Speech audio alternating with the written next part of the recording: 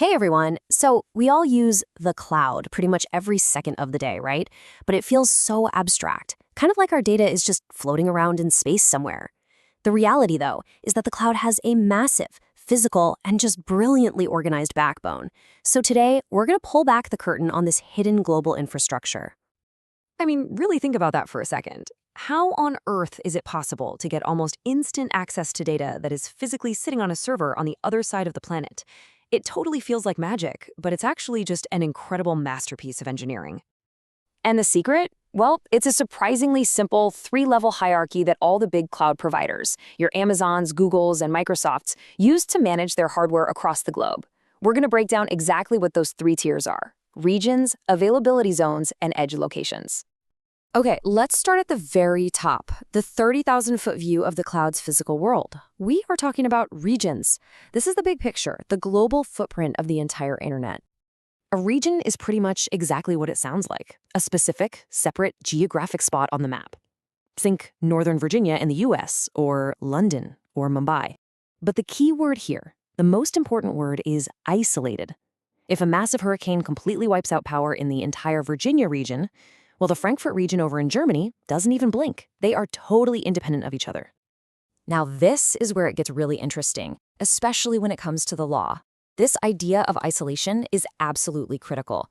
It means if you store your European user data in the London region, guess what? It stays in Europe. This is exactly how companies comply with super strict data laws like GDPR. The physical location of your ones and zeros really matters. So let's say you're building an app. How do you pick a region? Well, you'd be weighing these four things. First up, latency. You want your app to be close to your users, so it's fast. Second, price. Believe it or not, running servers in Brazil is just more expensive than in Ohio because of local electricity costs and taxes. Third, what services are even available? The latest and greatest AI tools might launch in US regions first. And finally, compliance. Sometimes the law says your data cannot leave a country, so your choice is already made for you. Okay, so we've got our big global regions. Now, let's zoom in a level. What's actually inside one of those regions? That brings us to our second tier, availability zones, or AZs for short. And this part is all about resilience. An availability zone is basically a data center or maybe a small cluster of them. Now, every region has at least 3 of these AZs, and here's the really clever part. They're physically separated by miles. They're far enough apart so a single fire, flood, or power outage can't take out more than one at a time, but they're also connected by these incredibly fast private fiber optic cables, so to the network, they act like they're right next to each other. So, why go through all that trouble? Why separate them? It all comes down to one of the most important goals in all of cloud computing: high availability. This is just a fancy way of saying you're designing a system to have no single point of failure, making sure it stays online no matter what happens. And this shows you exactly why that's so powerful. Look, if you put your entire application in just one AZ, let's call it AZ-A, and that data center has a fire, you're toast. Your app is offline. End of story. But if you run a copy of your app in AZ-A and a backup copy in AZ-B, then if A goes down, all the traffic just automatically flips over to B, and your users never even notice a thing. Now that is the power of using multiple AZs. All right, so we've covered global presence with regions and disaster recovery with availability zones. Now it's time for our third and final tier, which is all about one thing: getting content to you, the user, as fast as humanly possible.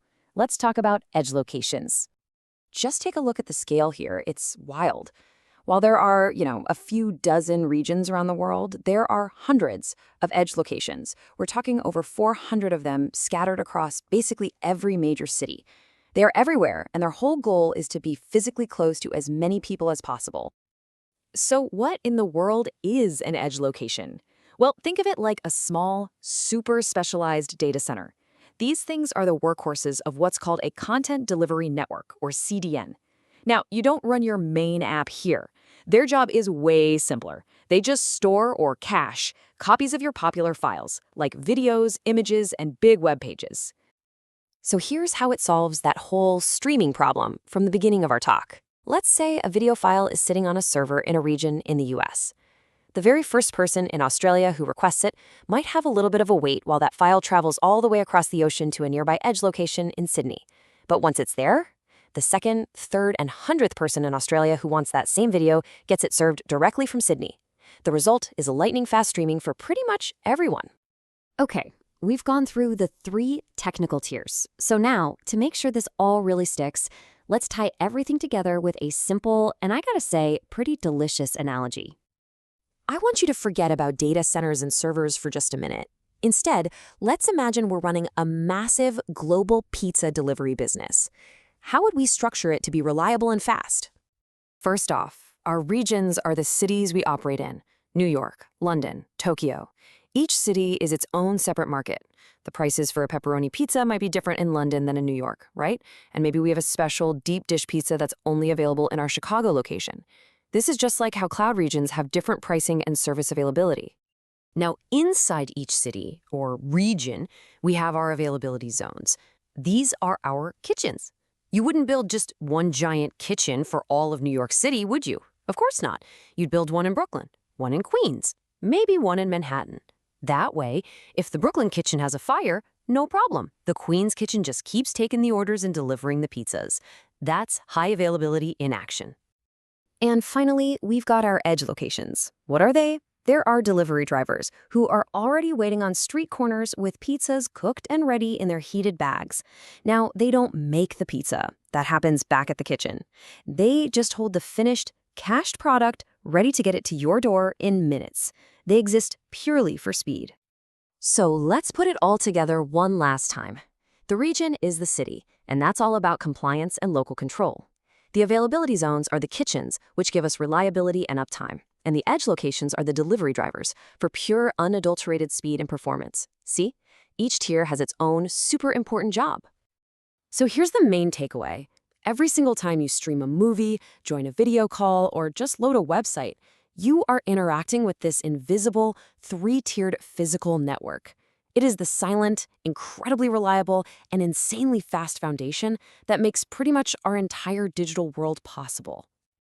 And you know what the most elegant part of all this is? This entire global system, responsible for moving unbelievable amounts of data every single second, is built on just 3 simple, hierarchical ideas that all work together in perfect harmony. But, this isn't the end of the story. These cloud providers are building new regions and edge locations every single year, constantly pushing computing power closer and closer to us. It really leaves us with a fascinating question. What's next? Are we going to see data centers on satellites, or maybe in our own neighborhoods? The evolution of this physical backbone is far from over.